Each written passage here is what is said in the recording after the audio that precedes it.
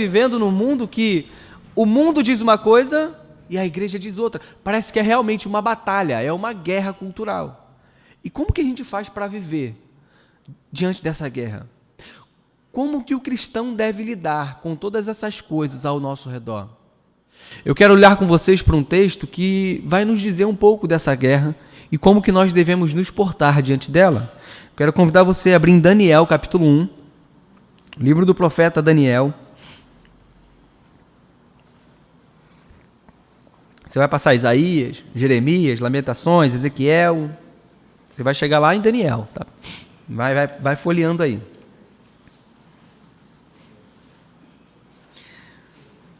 Daniel vai muito além da história da cova com os leões, vai muito além da história da fornalha, tem muitas outras coisas que a gente pode aprender aqui em Daniel.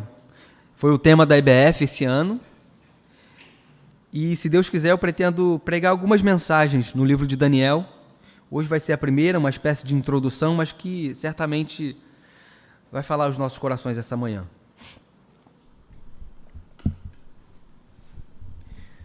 Daniel, capítulo 1, a gente vai ler, por enquanto, do versículo 1 até o versículo 6 apenas. Todo mundo achou? Diz assim a palavra de Deus. No terceiro ano do reinado de Jeoaquim, rei de Judá, Nabucodonosor, rei da Babilônia, veio a Jerusalém e a sitiou. E o Senhor entregou Jeoaquim, rei de Judá, nas suas mãos, e também alguns dos utensílios do templo de Deus. Ele levou os utensílios para o templo do seu Deus na terra de Sinear e os colocou na casa do tesouro do seu Deus. Depois o rei ordenou a Aspenaz, o chefe dos oficiais da sua corte, que trouxesse alguns dos israelitas da família real e da nobreza, jovens sem defeito físico, de boa aparência, cultos, inteligentes, que dominassem os vários campos do conhecimento e fossem capacitados para servir no palácio do rei. Ele deveria ensinar-lhes a língua e a literatura dos babilônios. De sua própria mesa, o rei designou-lhes uma porção diária de comida e de vinho. Eles receberiam um treinamento durante 3 anos e depois disso passariam a servir o rei. Vamos orar? Senhor Deus, obrigado por essa palavra. Obrigado por essa história, Senhor, que ainda hoje serve para a nossa edificação. Que Tu nos ajude, ó Deus, a extrair desse texto aquilo que nós necessitamos para sermos edificados essa manhã. Ajuda-me, Senhor, a proclamar a Tua verdade com autoridade, mas também com simplicidade, Senhor, de modo que todos possamos entender o que o Senhor quis dizer ao inspirar Teu servo a escrever esse relato, Senhor. Então, por favor, Pai, nós clamamos a Ti, esteja conosco essa manhã, em nome de Jesus Cristo. Amém. Meus irmãos, o livro de Daniel, ele está escrito num contexto quando o povo de Israel, mais especificamente o povo de Judá e de Jerusalém, são levados cativos para a Babilônia. Só que para a gente entender exatamente por que isso aqui está acontecendo, a gente precisa voltar um pouquinho na história. Quando o reino de Israel é formado, vocês lembram quem foi o primeiro rei? Saul. Saul foi o primeiro rei de Israel, só que ele era rei sobre todo Israel. Depois de Saul, quem foi o segundo rei? Davi, também era rei de todo Israel, rei sobre as 12 tribos de Israel. Depois de Davi, Salomão, também um rei sobre as 12 tribos de Israel. Depois de Salomão, vem um filho de Salomão chamado Roboão. Roboão tem uma história interessante que Salomão colocou um fardo pesado sobre o povo de Israel. Então, quando Salomão morre, Roboão assume o trono, algumas autoridades chegam até Roboão dizendo assim: olha, rei Roboão, teu pai colocou um fardo muito pesado sobre a gente. Alivia o nosso fardo, alivia nos impostos, alivia no trabalho, dá uma ajudinha para a gente que aí a gente vai te servir para sempre. Roboão, então, vai se consultar com os anciãos, com os sábios, e os sábios dizem: olha, se tu fizer o que o povo está pedindo, vai ser show, vai ficar muito legal, porque o povo vai te obedecer, o povo vai te honrar, o povo vai te servir de bom coração. Então Roboão não aceita ali o conselho dos anciãos e vai se consultar com seus amigos, com os jovens de sua época, com os adolescentes, amigos que caminhavam com ele, cresceram com ele. E ali aqueles adolescentes, aqueles jovens vão dizer para ele: olha, Roboão, fala para eles que o teu dedo mindinho é mais largo que a cintura do teu pai. Fala para eles que se seu pai chicoteou eles com simples chicotes, você vai chicotear eles com chicotes e com pontas de aço no final do chicote. Ou seja, Roboão, você tem que ser pior do que o seu pai. E aquela resposta não agradou aos líderes de Israel. O que aconteceu? O reino se dividiu. 10 tribos foram para um lado e formaram o que é conhecido como o Reino do Norte. E 2 tribos permaneceram sobre o reinado de Roboão, chamado de Reino do Sul, ou Reino de Judá, que era em Jerusalém. Então, agora tem essa divisão. O Reino do Norte, também chamado às vezes na Bíblia de Efraim, é o Reino do Norte. São 10 tribos de Israel. E o Reino do Sul, 2 tribos que ficaram leais à família de Levi. Essas 2 tribos ficaram leais ali, e sempre reinou algum descendente de Davi sobre essas 2 tribos. Sobre as outras 10, frequentemente, na grande maioria das vezes, eram reis ímpios que não temiam a Deus. Então houve essa divisão. O reino de Israel, que é o reino das 10 tribos, se afundou cada vez mais em idolatria, em pecado, e muitos problemas aconteceram. E esse povo foi levado cativo para a Síria. E o reino do sul vai ser aqui levado cativo para a Babilônia. Então, com isso em mente, a gente consegue já entender um pouco do contexto de Daniel. Por isso que o texto começa dizendo que no 3º ano do reinado de Jeoaquim, rei de Judá, Nabucodonosor, rei da Babilônia, veio a Jerusalém e a sitiou. O que é sitiar? Ele está cercando a cidade. Quando a gente pensa na cidade de Jerusalém, a gente não deve pensar numa cidade como a nossa, que a gente vai de carro e passa, e uma hora você está em Mesquita, você passou de carro mais alguns metros, você está em Nilópolis. Não. As cidades naquela época, elas eram muradas, e muito bem muradas. Por quê? Isso protegia o povo dos ataques dos animais e também dos ataques dos inimigos. Então, para você invadir uma cidade naquele porte, você tinha que ter uma estratégia. Não era tão simples de você chegar e já invadir, não. Tinha que ter estratégia. Por quê? Do alto dos muros, que eram realmente bem altos, as pessoas lançavam flechas, lançavam pedras em vocês. Então, para invadir tem que ter uma estratégia. Por isso que Nabucodonosor, quando vem invadir o reino de Judá, ele cerca a cidade. Então ele fica ali durante algum tempo naquele cerco. Por quê? Enquanto ele cerca a cidade, ninguém entra, mas também ninguém sai. Uma hora a comida vai acabar. Uma hora os problemas vão começar a acontecer. E ali o inimigo cercando a cidade, cercando, até que chega uma hora que aquela cidade não vai aguentar mais a opressão. Então, Nabucodonosor está cercando Jerusalém. A grande questão é que havia uma profecia do profeta Jeremias, de que o povo iria para o cativeiro babilônico. Vamos ler Jeremias capítulo 25. Abra Jeremias capítulo 25, só voltar algumas páginas. Olha essa profecia.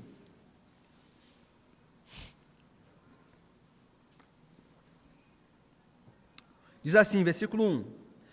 A palavra, no caso a palavra de Deus, veio a Jeremias a respeito de todo o povo de Judá, no 4º ano de Jeoaquim, filho de Josias, rei de Judá, que foi o 1º ano de Nabucodonosor, rei da Babilônia. O que o profeta Jeremias anunciou a todo o povo de Judá e aos habitantes de Jerusalém foi isso. Olha só a profecia dele. Durante 23 anos a palavra do Senhor tem vindo a mim, desde o 13º ano de Josias, filho de Amon, rei de Judá, até o dia de hoje. E eu a tenho anunciado a vocês dia após dia. Mas olha agora, mas vocês não me deram ouvidos. Embora o Senhor tenha enviado a vocês, os seus servos, os profetas, dia após dia, vocês não os ouviram, nem lhes deram atenção quando disseram: convertam-se cada um do seu caminho mau e de suas más obras, e vocês permanecerão na terra que o Senhor deu a vocês e aos seus antepassados para sempre. Não sigam outros deuses para prestar-lhes culto e adorá-los. Não provoquem a minha ira com ídolos feito por vocês, e eu não trarei desgraça sobre vocês. Mas olha agora, mas vocês não me deram ouvidos e me provocaram a ira com os ídolos que vocês fizeram, trazendo desgraça sobre si mesmos, declara o Senhor. Portanto, assim diz o Senhor dos Exércitos, visto que vocês não deram ouvidos às minhas palavras, olha agora, convocarei todos os povos do norte e o meu servo Nabucodonosor, rei da Babilônia, declara o Senhor, e os trarei para atacar essa terra e os seus habitantes e todas as nações ao redor. Eu os destruirei completamente e os farei um objeto de pavor e de zombaria, uma ruína permanente. Olha o que Jeremias está profetizando acerca do povo de Judá. Ele está dizendo, olha, diversos outros profetas vieram e anunciaram a vocês, para vocês se arrependerem dos seus pecados, para vocês abandonarem a idolatria, para vocês se voltarem novamente para o seu Deus, mas vocês não deram ouvidos. Vocês não atenderam às mensagens do profeta. Então Deus diz, por que vocês não atenderam às mensagens dos profetas? Porque não deram ouvidos à minha mensagem? Eu vou trazer do norte Nabucodonosor, o meu servo, e ele vai castigar vocês. Jeremias, então, anuncia ao povo o que vai acontecer, convoca o povo ao arrependimento, mas eles não dão ouvidos. Eles não acreditam na profecia do profeta. Então, quando chega aqui, em Daniel, capítulo 1, a gente vê esse relato de que o rei Nabucodonosor chega, cerca Jerusalém, sitia Jerusalém, e o versículo 2 vai dizer que o Senhor entregou Jeoaquim, rei de Judá, nas suas mãos. Olha que coisa interessante. A profecia do profeta Jeremias e de outros homens que haviam declarado isso aconteceu, se cumpriu. Mesmo que isso tenha demorado um certo tempo, mesmo que isso não tenha acontecido de forma imediata, aconteceu. Aqui já há um grande alerta para a gente. A gente precisa tomar cuidado com as coisas que ouvimos constantemente, mas não damos ouvido. O fato delas não acontecerem imediatamente não significa que não vão acontecer. Sempre que ouvimos uma pregação, é muito provável que nós escutemos alguém nos alertando contra um pecado e dizendo, olha, não faça isso. Olha, Deus não gosta quando nós mentimos. Olha, Deus detesta aquele que fala mal do irmão, aquele que causa intrigas. E a gente vai ouvindo as advertências, a gente vai ouvindo as coisas que nós não devemos fazer, a forma como nós devemos nos portar. Vamos ouvindo. Mas a gente corre um sério risco de apenas ouvir e não praticar. O povo de Judá estava apenas ouvindo as profecias, mas não estava dando crédito, porque eles não criam que algo de ruim de fato podia acontecer. Nós não podemos ser assim. Nós sabemos, meus irmãos, que Deus é longânimo, Deus é paciente, mas chega uma hora em que a punição vem para aquele que não ouve as advertências. Deus amou o seu povo de tal forma que enviou o profeta Jeremias e outros homens para alertá-los, dizendo, olha, se arrependam, cuidado com a forma como vocês têm vivido, eu vou trazer opressão, eu vou trazer isso. Mas o povo não deu ouvidos. O amor de Deus aqui foi evidenciado pelos alertas que Deus deu ao seu próprio povo, mas eles não ouviram. Então o texto diz no versículo 2 que Deus entrega Jeoaquim, ele entrega o reino de Judá nas mãos de Nabucodonosor. O poder de entregar algo a alguém pertence somente a Deus. Deus é o soberano da história. Ver Nabucodonosor invadindo Jerusalém, sitiando Judá e conquistando aquele povo, não é algo que parte somente da própria força de Nabucodonosor, mas é algo que, em última instância, vem de Deus. É Deus que está no controle, inclusive dessa catástrofe. É Deus que está no controle, inclusive desse problema. Muito provavelmente, homens morreram nessa guerra. Muito provavelmente, famílias sofreram e muito com essa guerra, com essa invasão. Mas ainda assim, Deus está soberano, controlando tudo isso, entregando o seu próprio povo nas mãos de Nabucodonosor. Não apenas Nabucodonosor tomou a cidade de Judá, mas ele fez algo ainda pior para os judeus. Olha a continuação do verso 2. Ele sitiou Judá, Deus entregou Judá nas mãos dele, e o verso 2 diz, e também alguns dos utensílios do templo de Deus. Ele levou os utensílios para o templo do seu Deus na terra de Sinear e os colocou no tesouro do seu Deus. Olha o que ele está fazendo. O povo de Judá, eles confiavam muito no templo. Eles viviam da forma que viviam porque eles pensavam assim, bom, ainda que a gente esteja vivendo como estamos vivendo, Deus nunca vai permitir que algo de ruim aconteça. Por quê? O templo está aqui. Foi Deus que mandou Salomão construir o templo. Então, o templo estando aqui, Deus nunca vai deixar o templo dele ser destruído. Ou seja, a confiança deles não estava em Deus, mas estava no templo. E por isso eles achavam que podiam viver como quisessem, que Deus jamais permitiria que aquele lugar fosse abalado. A confiança deles não estava em Deus, mas no templo.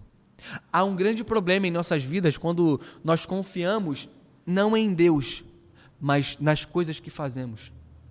Tem muitos cristãos que acham que jamais sofrerão, porque eles pensam, não, eu sou um servo direitinho do Senhor, eu vou para a igreja direitinho, eu dou meu dízimo, as minhas ofertas, eu trabalho na obra, quando tem algum evento na igreja, eu sou o primeiro a chegar e o último a sair, porque eu estou sempre trabalhando. Então, Deus não pode me punir por meus pecados. Deus não pode deixar nenhum problema alcançar a minha vida, porque eu faço tudo certinho. A confiança dessa pessoa está em si mesma. Ela está olhando para os seus próprios atos e dizendo, Deus não pode me punir. É o mesmo que o povo de Israel pensava, que o povo de Judá. Deus não pode nos destruir.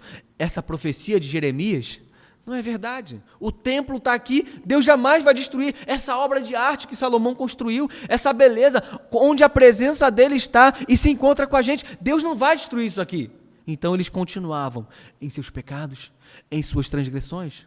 E interessante é que quando Nabucodonosor invade o reino de Jerusalém, a gente consegue perceber que há aqui uma batalha entre Jerusalém, entre o povo de Judá e a Babilônia. Mas há ainda aqui outra batalha, que é a batalha do Deus de Nabucodonosor com o Deus de Israel. Por quê? Quando Nabucodonosor invade o templo do Senhor, pega os utensílios do templo e leva para botar no templo do seu Deus, parece aqui que é como os guerreiros faziam antigamente. Quando um guerreiro invadia um povoado, ele devastava tudo, mas o que ele fazia? Com o gado, com as moças virgens, com os animais, ele levava para a sua terra, né? Como um espólio de guerra, dizendo, olha, eu conquistei essa terra, eu sou mais forte, eu sou mais poderoso. Parece que Nabucodonosor tem em mente aqui que ele está entrando em Judá, em Jerusalém, está entrando no templo do Deus de Jerusalém, do Deus de Judá, do Deus daquele povo, está pegando os utensílios, levando para o templo do Deus dele, dizendo, o meu Deus é mais forte que esse Deus. Percebe a guerra? Na mente de Nabucodonosor, o Deus dele é mais forte que o Deus de Judá. Essa é a batalha que tem sido travada aqui em Daniel e vai ser travada ao longo de todo o livro. Parece que vai ter sempre uma guerra entre a semente santa e a Babilônia. Entre os deuses babilônios e o Deus de Israel. Vai haver essa batalha constantemente. Isso aqui vai nos mostrar também um pouco da nossa vida nessa terra. Quando nós olhamos e percebemos que constantemente há uma batalha entre os deuses do mundo e o nosso Deus. Há uma batalha e todos eles estão querendo conquistar a nossa atenção. Todos eles querem que sejamos seus servos. Os deuses do mundo, as ofertas que são nos oferecidas lá fora, são coisas que tentam nos cativar, nos conquistar. Tem muitas coisas que tentam nos persuadir. A gente vai voltar nisso mais adiante, mas perceba, há uma guerra aqui. Há uma guerra no livro de Daniel e há uma guerra no nosso tempo. A questão é, de qual lado nós estamos? Infelizmente, tem muitos cristãos que têm se aliado não ao Deus de Israel, mas ao Deus desse mundo, ao Deus dessa era, aos deuses, aos ídolos dessa era, que têm militado não pelas coisas santas de Deus, mas pelas coisas pecaminosas. A gente vai voltar nesse tópico mais à frente. Verso 3. Depois, o rei ordenou a Aspenaz, o chefe dos oficiais da sua corte, que trouxesse alguns dos israelitas da família real e da nobreza, jovens sem defeito físico, de boa aparência, cultos e inteligentes que dominassem os vários campos do conhecimento e fossem capacitados para servir no palácio do rei. Ele deveria ensinar-lhes a língua e a literatura dos babilônios.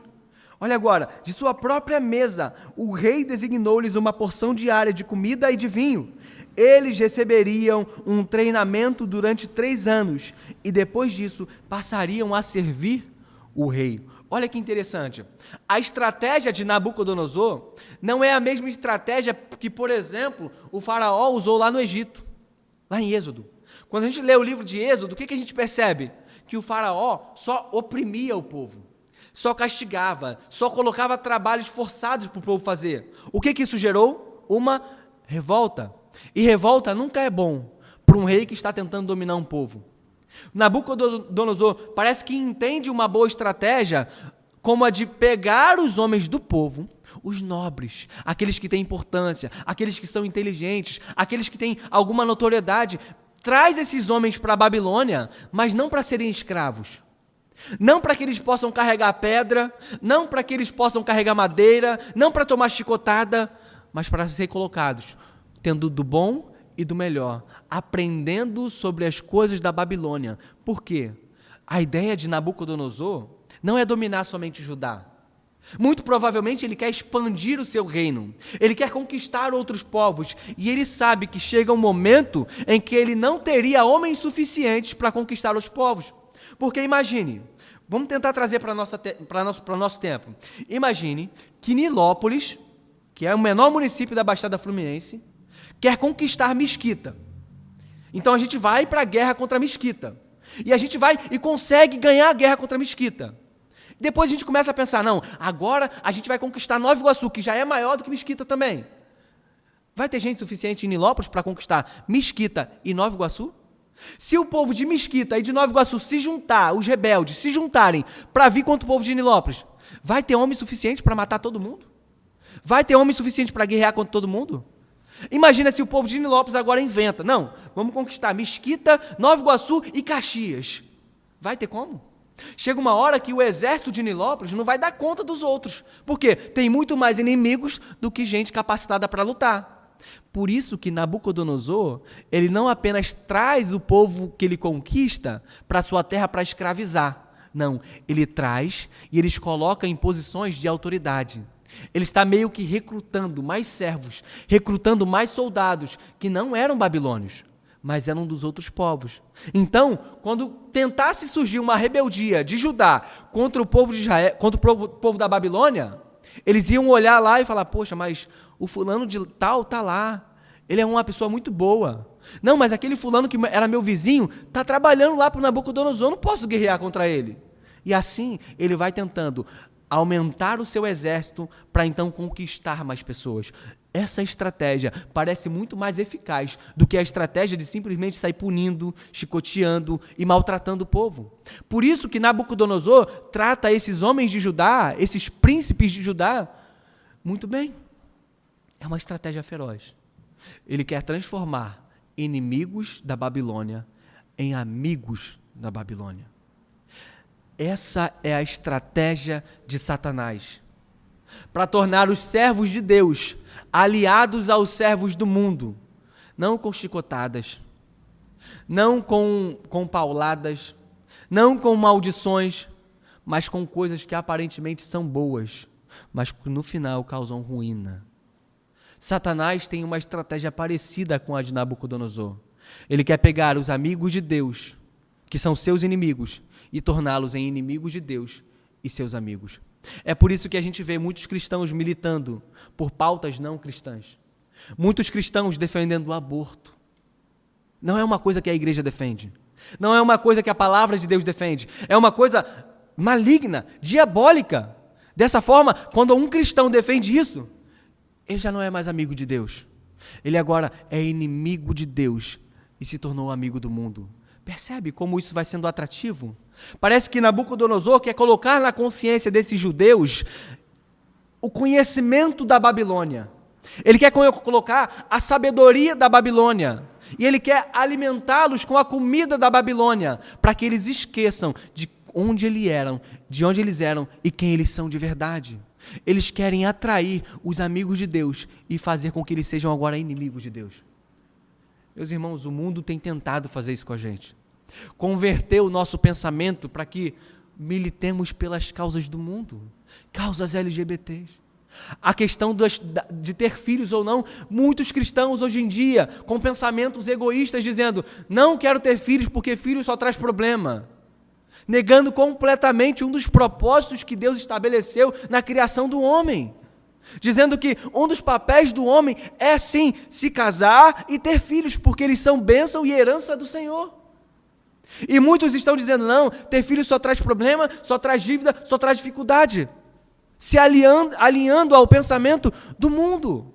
Outros ainda defendem, não, agora eu vou olhar somente para aquilo que me faz feliz e eu vou viver a minha vida do jeito que eu quiser, tendo alegria. Vou continuar indo ao culto, vou continuar indo à igreja, mas vou viver do jeito que eu quero, porque o que importa mesmo é que eu seja feliz. Se alinhando ao pensamento do mundo, em contrário ao pensamento de Deus.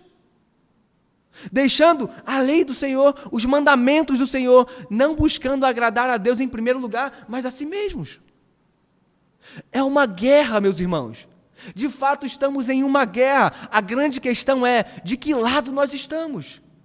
Será que, como aqui o que o rei Nabucodonosor pretendia fazer, nós temos sido alvos disso também? Nabucodonosor, o texto termina, o versículo 6, dizendo que depois desses 3 anos, desse curso intensivo sobre a cultura babilônica, eles passariam a servir ao rei da Babilônia. Os homens que antes serviam a Deus, agora, depois desses 3 anos, passariam a servir ao rei da Babilônia.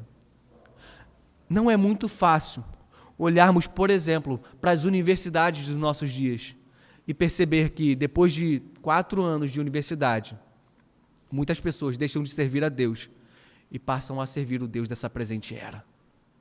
Muitos jovens entram na universidade, entram servindo a Deus, entram cristãos, às vezes passam 1 ano, ou até menos, e logo deixam de servir a Deus e passam a servir ao Deus dessa era, aos ídolos desse mundo, começam a defender as coisas que Deus não defende.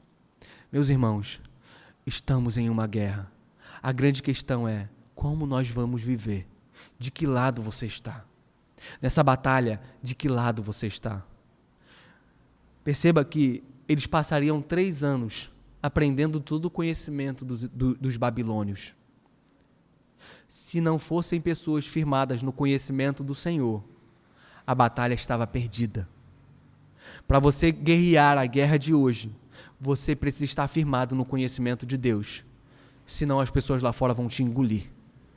Você não vai dar conta. Os argumentos vão vir e você não vai ter resposta. E quando você menos esperar, você vai perceber que a sua fé está enfraquecendo. Continue estudando. Já terminando, como lutar essa guerra?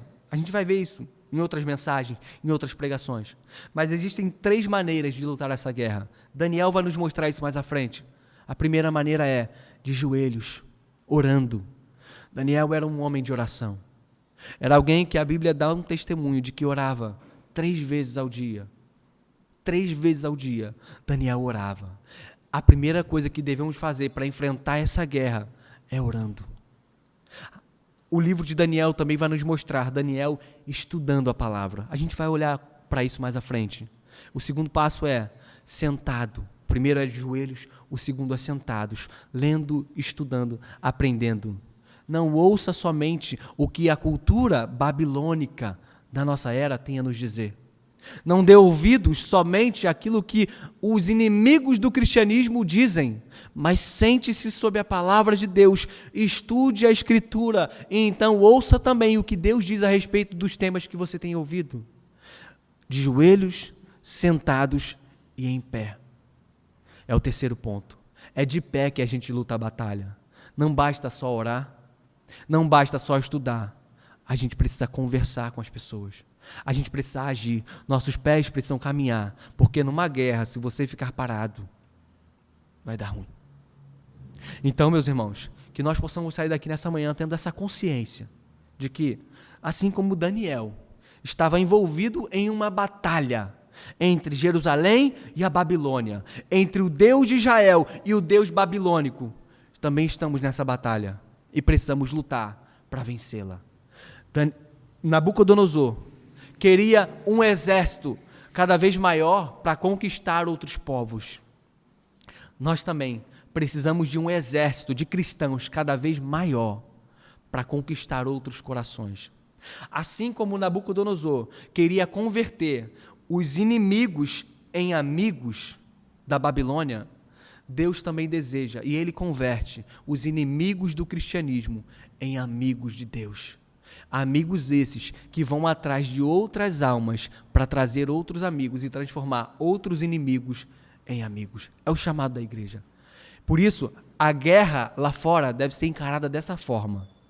Eu preciso me preparar para viver nessa guerra, a fim de trazer os inimigos de Deus e torná-los amigos, a fim de que eles ganhem outras e outras pessoas. E assim, a gente cumpra aquilo que Jesus disse, que o evangelho do reino será pregado em toda nação, em todo lugar. Amém, meus irmãos? Vamos orar?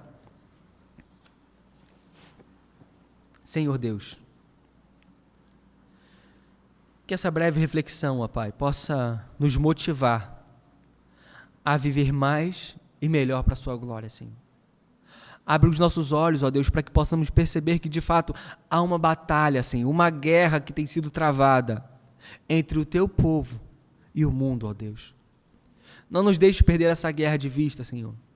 Não nos deixe, ó Deus, baixar as nossas espadas, ó Deus, diante dessa guerra, mas que possamos estar alertas, vigilantes, ó Deus, sabendo que precisamos estar prontos, ó Pai, para enfrentar a luta que precisamos enfrentar. Não deixe, ó Deus, que nós façamos com que o Seu nome seja blasfemado, Senhor, nessa guerra, mas que possamos estar preparados para fazer o que tiver que ser feito por Ti, ó Deus. Ó Senhor, nos dá a capacitação, Senhor, nos faça orar mais, ó Deus, nos faça ler mais a Tua palavra e nos dá a coragem que precisamos para enfrentar, ó Deus, as batalhas que teremos pela frente em favor do Teu nome, Senhor. Ouça, Senhor, essa nossa oração e que essa reflexão, ó Deus, possa estar cravada em nossos corações.